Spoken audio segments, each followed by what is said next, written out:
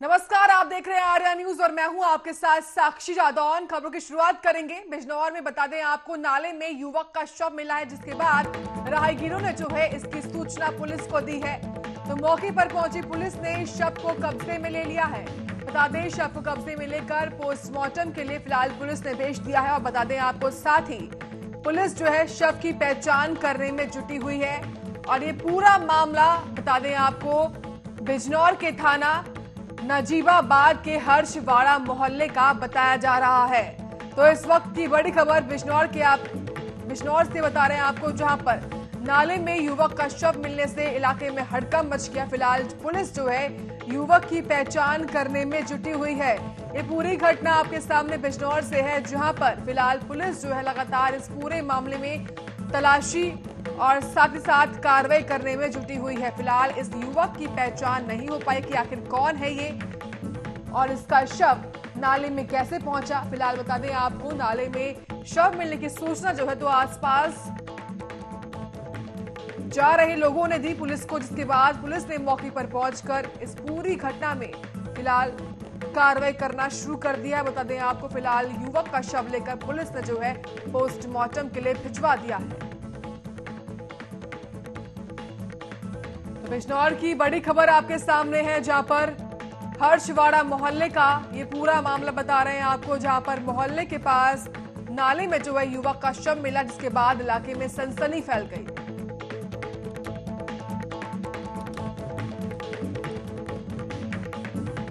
वहीं बिजनौर में तेज रफ्तार रोडवेज बस जो है बिजली के पोल से टकरा गई है। आपको बता दें, घने कोहरे की वजह से ये हादसा हुआ है। तो बस में सवार दर्जन भर यात्री जो हैं इस हादसे का शिकार हो गए हैं। और वहीं तमाम जख्मियों को जो है फिलहाल सीएससी में भर्ती भी करवाया गया। आपको बता दें, गनीमत रही कि पोल में जो है वो करंट नहीं था। और फिलहाल ये पूरी घटना थाना नूरपुर के अमरोहा मार्ग की बताई जा रही है। तो आज सुबह से घना कोहरा छाया हुआ था, जिसके चलते तमाम जगहों पर हादसे होते हुए दिखाई दिए। फिलहाल ये पूरी घटना बिजनौर में सामने आई है, जहां पर बता दें आपको पोल से टकराई, जिसके बाद ये पूरी घटना हो गई है। आपको बता दें, फिलहाल पोल में जो है करंट नहीं था, इसके बाद से इस घटना में जो है जान माल की कोई भी खबर सामने नहीं आई है। बता दें, पूरी घटना जहां पर बस में सवार दर्जन यात्री जो है फिलहाल इस हादसे में जख्मी हो चुके हैं, जहां पर तेज रफ्तार रोडवेज बस जो है बिजली के पोल से टकरा गई। तमाम जानकारी के साथ संवाददाता लोकेंद्र है। लोकेंद्र, पूरी घटना कितने बजे हुई और क्या कुछ जानकारी आपके पास? मैं बता दूं आपको, ये घटना सुबह की है, क्योंकि जो घना कोहरा था यहाँ बिजनौर के अंदर इस टाइम घना कोहरा देखने को मिल रहा है, जिससे तेज रफ्तार की वाहनों की स्पीड डाउन है। लेकिन वहीं कुछ वाहन ऐसे हैं जो तेज स्पीड से दौड़ रहे हैं, वे मौत का तांडव करने पर लगातार रहते हैं, क्योंकि अभी गाड़ी भी टकराई थी बिजनौर के अंदर सुबह। तो वो स्थिति आज रोडवेज की एक बस थी, वो तेज रफ्तार बिजली के पोल से जा टकराई, जिसमें दर्जनों यात्री थे, वे घायल हो गए गंभीर रूप से। ठीक है लोकेंद्र, जिस तरीके से बस की जो रफ्तार है वो काफी तेज थी, तो उसको देखते हुए क्या अभी तक पुलिस ने कार्रवाई की है? पुलिस इसमें कोई कार्रवाई नहीं की, क्योंकि स्पीड लगातार, इसीलिए उनके हौसले बुलंद है। अगर कार्रवाई होती पुलिस की तरफ से तो ये जो घटनाएं रोज आए दिन हो रही हैं, ये घटनाओं पर लगाम लगता। बिल्कुल, बहुत बहुत शुक्रिया आपका तमाम जानकारी के लिए।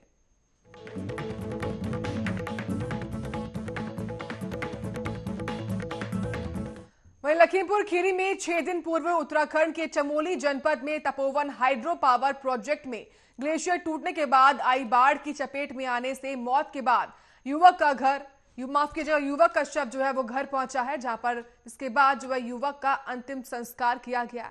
बता दें कि मृतक युवक की पहचान बेचू लाल के रूप में हुई है, जिसकी उम्र 19 साल थी। बता दें कि समाजवादी पार्टी के पूर्व जिला अध्यक्ष अनुराग पटेल अपने साथियों के साथ अंतिम संस्कार में शामिल हुए, जहां पर उन्होंने तपोवन त्रासदी में लापता हुए तिकोनिया क्षेत्र के मजदूरों के परिवार से मुलाकात की और धनीराम मौर्य ने तपोवन त्रासदी में मारे गए और लापता हुए मजदूरों के परिवार वालों को 25-25 लाख रुपए मुआवजा दिलाने जाने की मांग जो है सरकार से की है। और ये मांग जो है करते हुए सभी लापता मजदूरों की शीघ्र तलाश कराए जाने की मांग भी की है। सारा रिकॉर्ड उनका है सरकार के पास, पावर प्रोजेक्ट के पास भी है, सरकारों के पास भी है। तो ये इंतजार न करके कि डेड बॉडी मिलेगी तभी हम कोई सहायता देंगे। हमारी तो यही मांग है कि जो प्रूफ मौजूद हैं उनके आधार पे आप जो है तुरंत अविलंब जो है सहायता राशि दिया जाए, परिवारों को दिया जाए, और वो भी कम से कम 25-25 लाख रुपए। इससे कम में परिवारों का भरण पोषण नहीं हो सकता। और दोनों सरकारों से, हम उत्तराखंड और उत्तर प्रदेश दोनों सरकारों से मांग करते हैं कि नियमों को शिथिल करते हुए जो है इसमें कार्रवाई करने की जरूरत है। तभी इस त्रासदी से परिवारों को थोड़ा सा संतोष मिलेगा। देखिए कोई वापस नहीं ला सकता है, लेकिन एक संतोष तो हम वापस नहीं ला सकता है बस। लेकिन एक परिवार को थोड़ी सी राहत की, क्योंकि उनको अपने भरण पोषण का थोड़ा। तो 25-25 लाख रुपए मुआवजे दिलाने की मांग जो है सपा के वरिष्ठ नेता द्वारा की जा रही है। आपको बता दें फिलहाल उत्तराखंड में आई त्रासदी के बाद जिस तरीके से लखीमपुर खीरी के तमाम मजदूर जो है लापता हो गए थे, और उसी कड़ी में जो है त्रासदी में युवक की मौत होने के बाद से युवक का शव जो है उसके घर पहुंचा, जिसके बाद जो है परिवार में कोहराम मच गया। तो सपा के वरिष्ठ नेताओं ने जो है मुआवजे की मांग सरकार से की है, जिसको देखते हुए सपा नेताओं ने जो है परिवार के साथ मुलाकात की है और उनको सांत्वना देते हुए भी वो दिखाई दिए। फिलहाल शव पहुंचते ही परिवार में जो है कोहराम मच गया, और वहीं लगातार जो तमाम परिवार है जिनके लापता परिजन जो है अभी तक सामने नहीं आए हैं, उनको देखते हुए लगातार वो उम्मीदें कर रहे हैं कि आखिर कब सूचना मिलेगी। लेकिन फिलहाल जो है लगातार प्रशासन जो है लगातार इस पूरे मामले को देखते हुए जांच पड़ताल कर रहा है। बता दें आपको फिलहाल जो है लखीमपुर खीरी में सपा के वरिष्ठ नेताओं ने जो है पहुंचकर मुआवजे की मांग सरकार से की है।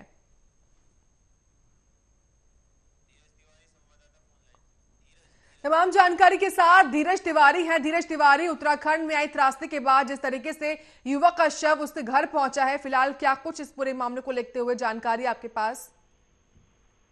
जी, घटना के 6 दिन बाद 19 वर्षीय मजदूर सूरज का शव गांव पहुंचा, जिसको लेकर पूरे गांव में हाहाकार पहले से ही चल रहा था। सबको देखने के बाद परिजनों का रो रो कर बुरा हाल हो रहा है, जिस पे समाजवादी पार्टी के पूर्व जिलाध्यक्ष अनुराग पटेल अपने साथियों के साथ भी पहुंचे थे मौके पर। परिवार वालों को सांत्वना देकर सरकार की तरफ से हर सुविधा मुहैया कराने के लिए आश्वासन दिए हैं।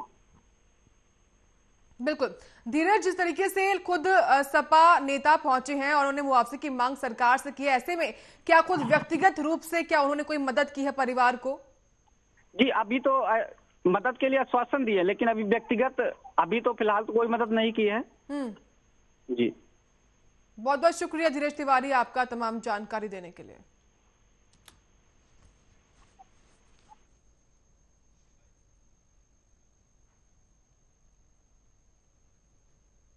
वहीं बिजनौर में तो उत्तराखंड के चमोली में ग्लेशियर फटने से मची तबाही के बाद बिजनौर के गंगा बैराज का जलस्तर बढ़ने से गंगा किनारे किसानों की लगी सब्जी की प्लेस में जो है पानी आने से किसानों के सामने रोजी रोटी के लाले पड़ते हुए दिखाई दे रहे हैं।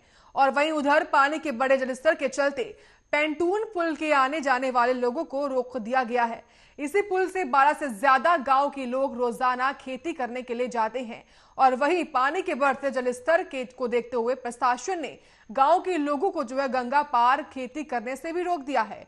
कोई भी ग्रामीण गंगा पार खेती करने ना जाए, इसको लेकर प्रशासन द्वारा क्षेत्र में पुलिस बल को भी तैनात कर दिया गया है।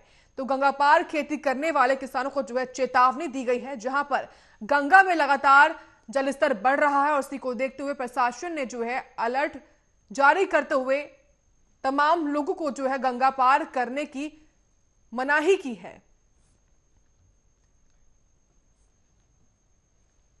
मेरा नाम सोनू कुमार है, मीरापुर गांव से। अभी 11:30 बजे मैं खेत पर से ट्रैक्टर लेकर चला तो पानी उस टाइम बहुत कम बढ़ रहा था, और 1:30 बजे जो पानी की स्थिति इतनी होगी, ट्रैक्टर भी जोड़े पर से उतरा नहीं है। लगभग जो 10% आदमी अभी पल्ली तरफ रह रहे, जो आने से पानी की दिक्कत की वजह से पल्ली तरफ ही है। और इसी तेजी से बढ़ता रहा पानी तो सारी प्लेज भी खत्म हो जाएंगी। मेरा नाम तो लगातार गंगा में बढ़ रहे जलस्तर को देखते हुए जो है प्रशासन द्वारा क्षेत्र में पुलिस बल को तैनात कर दिया गया और साथ ही साथ बता दें आपको तमाम ग्रामीणों से जो है गंगा को पार करने की मनाही भी की गई है। तो गंगा पार खेती करने वालों को जो है गंगा पार ना करने का आदेश जारी किया है। लगातार जो है गंगा का जलस्तर बढ़ता जा रहा है।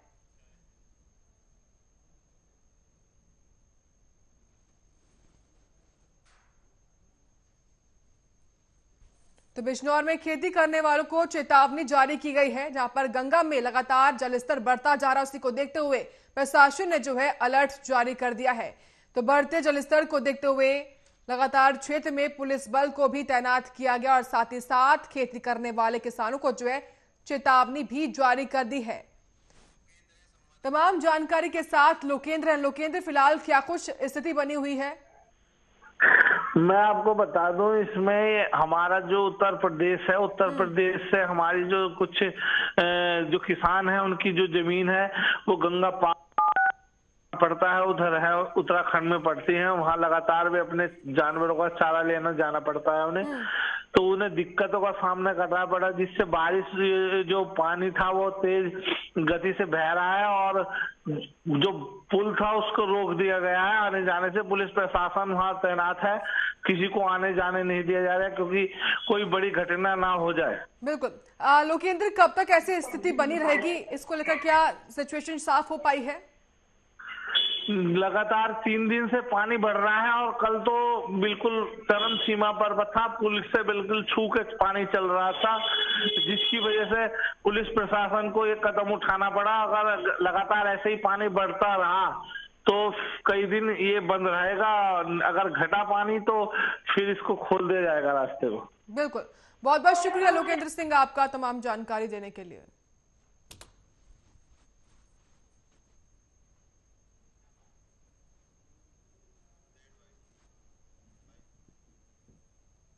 वहीं लखीमपुर खीरी में बीती शाम रात्रि गश्त के वक्त जो है नीमगांव पुलिस ने संदिग्ध अवस्था में खड़े एक युवक से पूछताछ कर एक तमंचा और एक कारतूस बरामद कर गिरफ्तार कर लिया है। बता दें कि इंस्पेक्टर नीमगांव गजेंद्र सिंह ने बताया कि बीती रात वह एसआई संजीव तोमर और साथ में फोर्स के साथ जो है रात की गश्त पर निकले थे और इसी बीच नीमगांव कोतवाली क्षेत्र के शिवाला तिराहे पर एक युवक संदिग्ध अवस्था में खड़ा दिखाई पड़ा, जिसके बाद पूछताछ करने के बाद पता चला कि युवक शैलेंद्र गुप्ता जो है वो गांव नकहा का रहने वाला है। और बता दें आपको शक होने पर युवक की तलाशी भी ली गई, जिसके बाद से उसके पास से बता दें आपको 315 बोर तमंचा और एक जिंदा कारतूस भी बरामद किया गया है। फिलहाल पुलिस जो है लगातार इस युवक से पूछताछ करने में जुटी हुई है।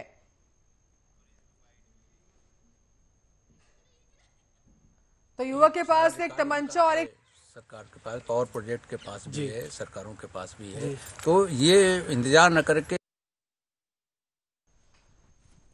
तो गश्त के वक्त पुलिस को बड़ी सफलता हाथ लगी, जब पुलिस ने बता दें आपको शक होने पर एक युवक को गिरफ्तार किया और साथ ही उसके पास से एक जिंदा कारतूस और 315 बोर तमंचा भी बरामद किया है।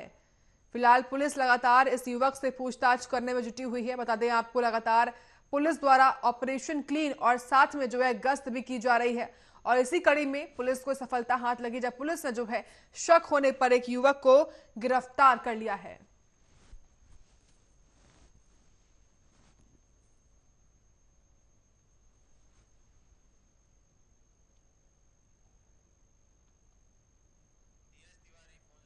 तमाम जानकारी के साथ संवाददाता धीरज हैं। धीरज, ये पूरा मामला क्या है? जी, बीती रात नीमगांव नीमगांव कोतवाली इंस्पेक्टर अपने हमराहियों के साथ एसआई संजीव तोमर के साथ शिवाला मोड़ पे गश्त कर रहे थे। अचानक एक व्यक्ति दिखा जिसको पकड़कर तलाशी वगैरह ली गई, तो उसके पास से 315 वो तमंचा, एक जिंदा कारतूस बरामद हुई है, जिसको पुलिस कोतवाली पर लाकर कार्रवाई करने के बाद जेल भेजा गया है। बहुत बहुत शुक्रिया धीरज तिवारी आपका तमाम जानकारी के लिए।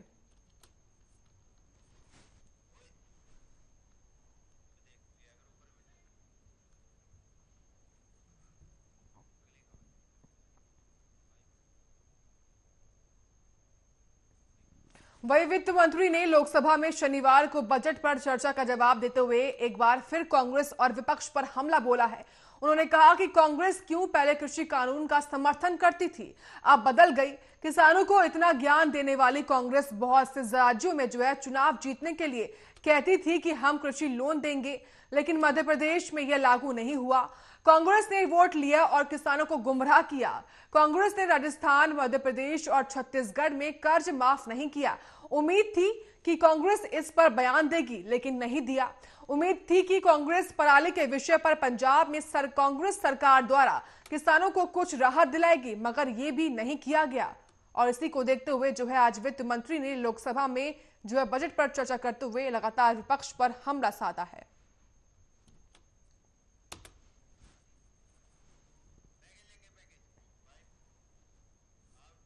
वहीं पश्चिम बंगाल में साल होने वाले विधानसभा चुनावों से पहले टीएमसी की प्रमुख और मुख्यमंत्री ममता बनर्जी को लगातार राजनीतिक झटके लग रहे हैं। पिछले कुछ दिनों से लगातार टीएमसी नेता पार्टी छोड़कर बीजेपी में शामिल हो रहे हैं। वहीं इसी कड़ी में टीएमसी से राज्यसभा सांसद और पूर्व केंद्रीय मंत्री दिनेश त्रिवेदी ने राज्यसभा से बता दें आपको जो है अपने इस्तीफे का ऐलान किया है, और उसी को लेकर एक रिपोर्ट देखिए।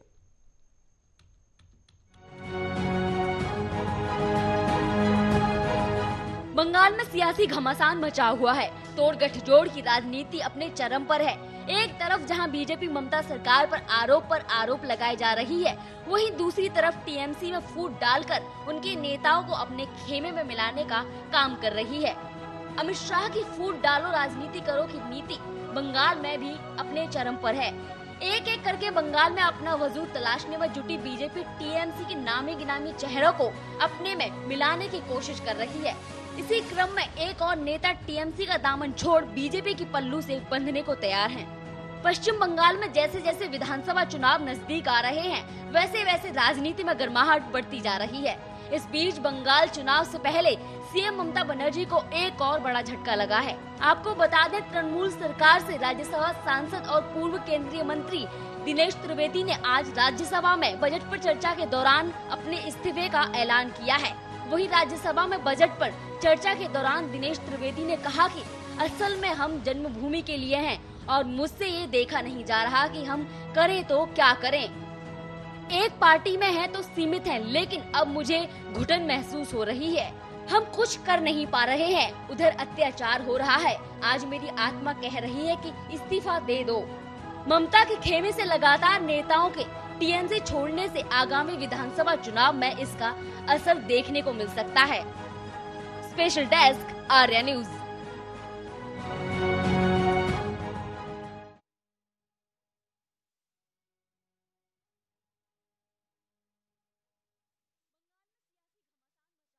वहीं चीन अब जितने भी J-20 फाइटर जेट बना रहा है, उसमें वह खुद के विकसित इंजन का उपयोग कर रहा है। वहीं बीजिंग को लगता है कि उसका बनाया गया J-20 हर मोर्चे पर रफाल के खिलाफ शक्तिशाली साबित होगा। हालांकि ये बात अलग है कि चीन का J-20 और पाकिस्तान का GF-17 हमारे रफाल के आगे कुछ भी नहीं है। एक रिपोर्ट देखिए।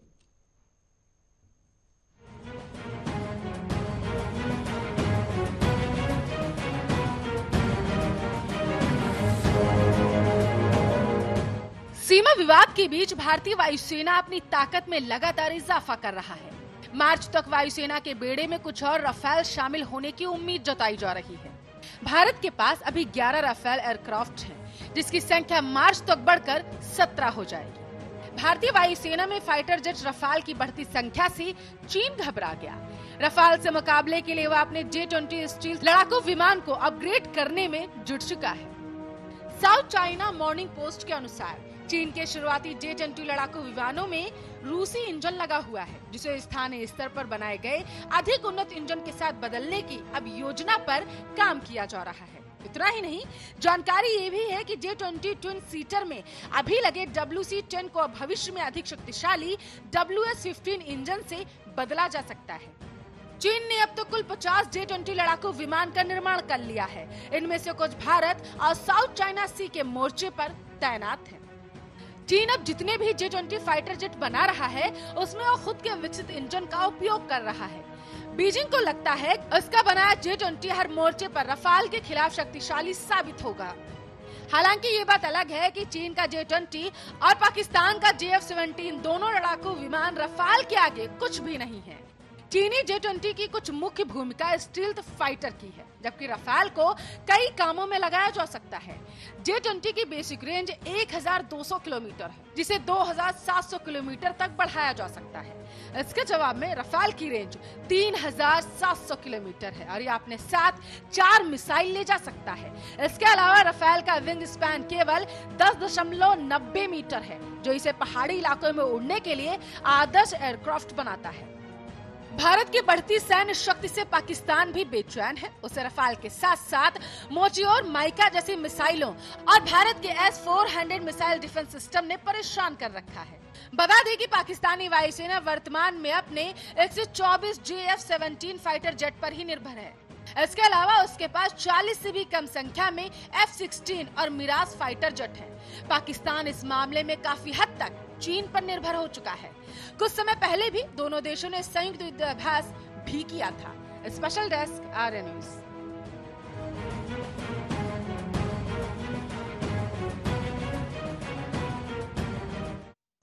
और इसी के साथ खबरों में इतना ही। आप देखते रहिए आर्या न्यूज।